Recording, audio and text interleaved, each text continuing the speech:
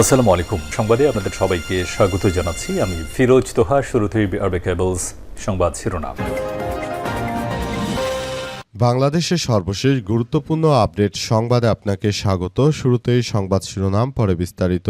প্রথমেই জানাবো, তারেক রহমানের চীন সফরের অর্জন শূন্য বললেন নাহিদ ইসলাম। সাম্প্রতিক সময় প্রধানমন্ত্রী তারেক রহমান তিনি চীন সফরে গিয়েছেন, তবে তার চীন সফরের অর্জন শূন্য বলে মন্তব্য করেছেন জাতীয় নাগরিক পার্টি এনসিপি ওর আহ্বায়ক ও বিরোধী দলীয় চিফ হুইপ নাহিদ ইসলাম। তিনি বলেন, তারেক রহমান যে একটি মাকাল ফল সেটি প্রমাণিত হয়েছে। তিনি চীন সফরে গিয়েছিলেন, সেখানে সংসদে বিরোধী দলীয় নেতা তাকে ধন্যবাদ জানিয়েছে। এরপরও হয়তো কিছু বলা উচিত নয়, তারপরও বলতে বাধ্য হচ্ছি, চীন সফরের অর্জন তার শূন্য। তার প্রথম সফরের অর্জনই শূন্য।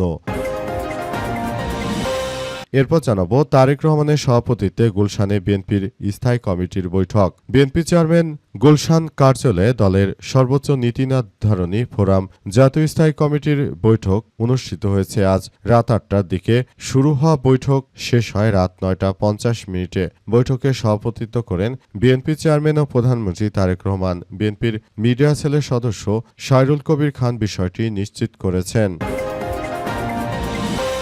এদিকে ফরিদপুরের ভাঙ্গায় বেপরা বাসে চাপায় নিহত ৫, বাসে আগুন।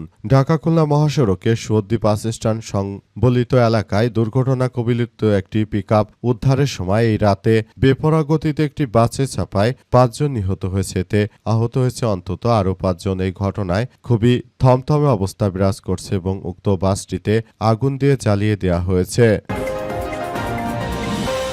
জানাবো, কক্সবাজারে দুর্ভোগ কমছে না, খাবার সুপেয় পানির জন্য হাহাকার। ভোরে বৃষ্টি না হয় সবাই ধারণা করেছিল এবার পানি কমবে, কিন্তু দুপুর পার হতে না হতে আবার নতুন করে বৃষ্টিপাতে ব্যাপক ক্ষতির মুখে পড়েছে কক্সবাজার। আবারও পানির নিচে তলে গেছে ফসলের জমি, ক্ষেত খামার, গবাদি পশুর গোয়াল সহ মানুষের ঘরবাড়ি। অবস্থায় পানিবন্দী হয়ে পড়েছে লক্ষ লক্ষ মানুষ। পানির জন্য তারা হাহাকার করছে।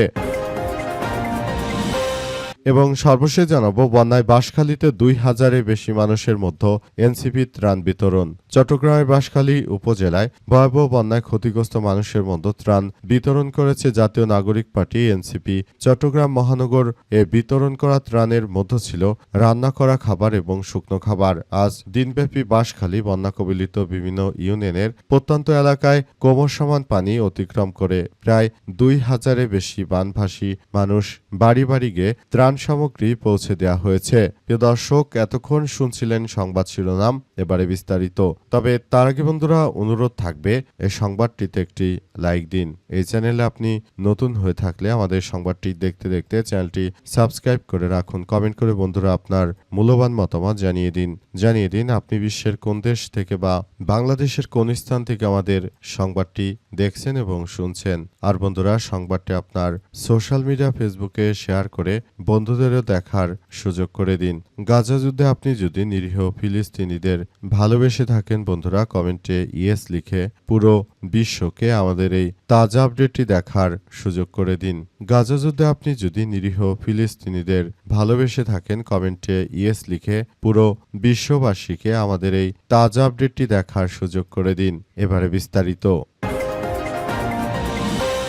তারেক রহমানের চীনের সফরের অর্জন শূন্য বললেন নাহিদ ইসলাম। সাম্প্রতিক প্রধানমন্ত্রী তারেক রহমান চীন সফরের অর্জন শূন্য বলে মন্তব্য করেছেন জাতীয় নাগরিক পার্টি এনসিপির আহ্বায়ক ও বিরোধী দলীয় চিফ হুইপ নাহিদ ইসলাম। তিনি বলেছেন, কিছুদিন আগে প্রধানমন্ত্রী তারেক রহমান দেশের টাকা নষ্ট করে চীন সফরে গিয়েছিলেন। বিরোধী দলীয় নেতা সংসদে ধন্যবাদ জানিয়েছে। এরপর হয়তো কিছু বলা উচিত না, কিন্তু বলতে বাধ্য হচ্ছি, চীন সফরের অর্জন কোথায়? চীন সফরের অর্জন হচ্ছে শূন্য। চীন সফরে আমরা এই তিস্তা মহাপরিকল্পনা নিয়ে কোনো কমিটমেন্ট পাইনি, আমরা রোহিঙ্গা প্রত্যাবর্ষণ নিয়ে কোনো কমিটমেন্ট পাইনি। আজ রংপুরে জেলা স্কুল মাঠে ১১ দলীয় ঐক্য আয়োজিত বিভাগীয় সমাবেশে সভাপতির বক্তৃতায় নাহিদ ইসলাম এসব কথা জানিয়েছেন। নাহিদ আরও জানান যে তারেক রহমান আসলে ১৭ বছর বিদেশে থেকে তিনি কি শিখেছেন? তিনি ১৭ বছর না পড়াশোনা শিখেছেন, না দেশের জন্য কোনো কাজ করতে পেরেছেন। তিনি যে দেশে এসেছেন, দেশে এসে যত সব চোরার, স্যাঁচরা, চাঁদাবাজ, গুন্ডা, মন্ত্র মস্তান ও সন্ত্রাস তৈরি করেছেন। তার রাজনৈতিক অর্জন শূন্য। তিনি দেশের পয়সা নষ্ট করে চীনে গিয়ে তিনি মূলত দেশের জন্য কোনো কিছুই অর্জন করতে পারেননি, বরং তার প্রতিটি অর্জন শূন্যের কোটায় নেমে এসেছে বলে জানিয়েছেন তিনি। এবং তিনি আরও জানান, দেশটাকে তারা একটি মগের মূল্যকে পরিণত করতে চায়, কিন্তু আমরা বাংলাদেশকে আর মগের মূল্যকে পরিণত হতে দিতে পারি না বলে জানিয়েছেন তিনি। এবং তিনি নতুন করে সমৃদ্ধির একটি বাংলাদেশ গড়ে তোলার মধ্য দিয়ে এগিয়ে যাওয়ার কথা জানিয়েছেন নাহিদ ইসলাম। তারেক রহমানের সভাপতিত্বে গুলশানে বিএনপির স্থায়ী কমিটির বৈঠক। বিভিন্ন কার্যক্রম নিয়ে বিএনপি চেয়ারম্যান গুলশানের কার্যালয়ে দলের সর্বোচ্চ নীতি নির্ধারণী ফোরামের সঙ্গে বৈঠকে বসেছেন তারেক রহমান। বৈঠকে সমসাময়িক বিভিন্ন বিষয় নিয়ে আলাপ আলোচনা করবেন প্রধানমন্ত্রী তারেক রহমান। তিনি মূলত গুলশানের কার্যালয়ে বসে দেশের বিভিন্ন সার্বিক বিষয় নিয়ে কার্যক্রম চালানোর ব্যাপার নিয়ে তিনি কথাবার্তা বলতে শুরু করেছেন। তারেক রহমান তিনি মূলত বাংলাদেশটাকে আবারও ডেভেলপ করতে চান এবং বাংলাদেশটাকে একটি সুন্দর ও সমৃদ্ধির মধ্য দিয়ে তিনি এগিয়ে নিয়ে যেতে চান। দেশটাকে সুন্দরভাবে গড়ে তোলার মধ্য দিয়ে সবাইকে এগিয়ে নিয়ে যাওয়ার মধ্য দিয়ে মূলত সবাইকে এগিয়ে আসতে হবে বলে উল্লেখ করেছেন। এবং নতুন করে সমৃদ্ধির একটি বাংলাদেশ গড়ে তোলার মধ্য দিয়ে সবাইকে এগিয়ে যেতে হবে। দেশটাকে সুন্দরভাবে গড়ে তোলার মধ্য দিয়ে আরও ভয়াবহভাবে এগিয়ে যেতে হবে বলে উল্লেখ করা হয়েছে। নতুন করে সুন্দর ও সমৃদ্ধির একটি আধুনিক রাষ্ট্রকাঠামো গড়ে তুলে তারপর এগিয়ে যাওয়ার মধ্য দিয়ে সবাইকে আরও বেশি এগিয়ে যাওয়ার প্রতি উদাত্ত আহ্বান জানানো হয়েছে। এবং দেশটাকে সুন্দরভাবে গড়ে তোলার মধ্য দিয়ে মূলত তারেক রহমান দেশবাসীর প্রতি যে বার্তা দিতে চান সেই বার্তাটি তিনি আবার দিতে চলেছেন। এবং আমরা সেই প্রত্যাশার একটি সুন্দর বাংলাদেশ আগামীতে গড়ে তুলতে পারব এমন প্রত্যাশার কথাই তারেক রহমান জানাচ্ছেন বলে উল্লেখ করা হয়েছে। তারেক রহমানের কারণে আগামীতে সুন্দর ও সমৃদ্ধির একটি আধুনিক রাষ্ট্র কাঠামো বাংলাদেশ আমরা দেখতে পারবো এমন প্রত্যাশা সবার। তারেক রহমানকে নিয়ে স্বপ্ন এবং তিনি বাংলাদেশে এসেছেন। তিনি শহীদ প্রেসিডেন্ট জিয়াউর রহমানের উত্তরসূরি হিসেবে তিনি বাংলাদেশটাকে একটি অনন্য উচ্চতায় নিয়ে যাবেন সেই প্রত্যাশা থাকবে আমাদের। এবং সেই প্রত্যাশার একটি বাংলাদেশ তারেক রহমান বিনির্মাণ করবেন এমন প্রত্যাশাই আমাদের। ফরিদপুরে ভাঙায় বেপরোয়া বাসের চাপায় নিহত 5। ঢাকা খুলনা মহাসড়কে সর্দি বাস স্ট্যান্ড সংলগ্ন স্থানে দুর্ঘটনা কবলিত একটি পিকআপ উদ্ধারের সময় বেপরোয়া গতির একটি বাসের চাপায় 5 জন নিহত হয়েছে। এতে আহত হয়েছে অন্তত আরও 5 জন। আজ সন্ধ্যায় ঘটনা ঘটে। তাৎক্ষণিক নিহত এবং আহতদের পরিচয় নিশ্চিত হওয়া যায়নি। এই ঘটনায় হতাহত আরও বাড়তে পারে বলে আশঙ্কা করা হচ্ছে। তবে তাৎক্ষণিকভাবে নিহতদের পরিচয় জানা যায়নি। স্থানীয় ও পুলিশ সূত্র থেকে জানা গেছে সর্দি বাস স্ট্যান্ড ডিমভর্তি একটি পিকআপ ভ্যান বৃষ্টির কারণে দুর্ঘটনার শিকার হয়। এ সময় স্থানীয় লোকজনের সহায়তায় পিকআপের উদ্ধারের সময় ঢাকা থেকে গোপালগঞ্জগামী নড়াইল এক্সপ্রেসের একটি বাস তাদের চাপা দেয়। পরে ঘটনাস্থলে একাধিক গাড়িতে আগুন দেয় স্থানীয়রা। পরে খবর পেয়ে ভাঙ্গা হাইওয়ে থানা পুলিশ ফায়ার সার্ভিসের কর্মীরা ঘটনাস্থলে পৌঁছে উদ্ধার অভিযান চালায় এবং পরিস্থিতি নিয়ন্ত্রণে আনে। ভাঙ্গা ফায়ার সার্ভিসের স্টেশন ম্যানেজার আবু জাফর জানান, ঘটনার খবর পেয়ে আমরা ঘটনাস্থলে পৌঁছে আগুন নিয়ন্ত্রণে আনতে চেষ্টা করি।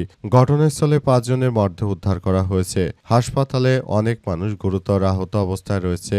সেখানে খুবই আশঙ্কাজনক অবস্থায় কয়েকজন রয়েছে।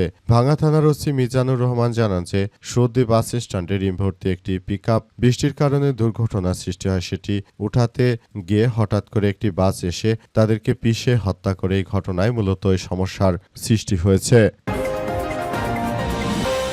কক্সবাজারে দুর্ভোগ কোনোভাবেই কমছে না। খাবার সুপেয় পানির জন্য হাহাকার। কক্সবাজারে নতুন করে আবারও ভয়াবহ আতঙ্কের সৃষ্টি হয়েছে। আজ সকালবেলা হঠাৎ করে বৃষ্টি কমলে সবার মনে স্বস্তি জেগেছিল যে হয়তো এই মুহূর্তে যেহেতু বৃষ্টি কমে গেছে তাই বন্যা পানি ধীরে ধীরে কমবে। কিন্তু মুহূর্তে যেতে না যেতেই আবার নতুন করে সেখানে আবার পানি আসতে থাকে। এর ফলে আসলে নতুন করে এক ভয়াবহ বিপর্যয়কর পরিস্থিতির সৃষ্টি হয়েছে। নতুন করে আবারও বৃষ্টিপাত শুরু হয়, পানি বাড়ছে।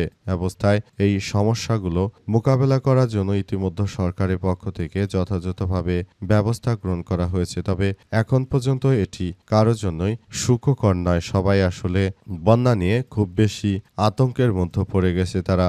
যার যার জায়গা থেকে যে কোনো মূল্যে এই বিষয়গুলো নিয়ে খুব গুরুত্ব সহকারে কার্যক্রম চালালেও শেষ পর্যন্ত আসলে এগুলো কোন দিকে যাবে সেটি দেখার মতো নয়। সবকিছু আসলে একটি ভিন্ন দিকে চলে যাচ্ছে এবং বিষয়গুলো সবার জন্য খুব গুরুত্ব সহকারে দেখভাল করতে হচ্ছে। সবকিছু খুব সুন্দরভাবে গড়ে তোলার মধ্য দিয়ে আমাদের সবাইকে এগিয়ে যেতে হচ্ছে। আসলে পরিস্থিতি কোন দিকে যায় সেটি এখন পর্যন্ত জানা যাচ্ছে না, সবকিছু খুব খারাপের দিকে চলে যাচ্ছে।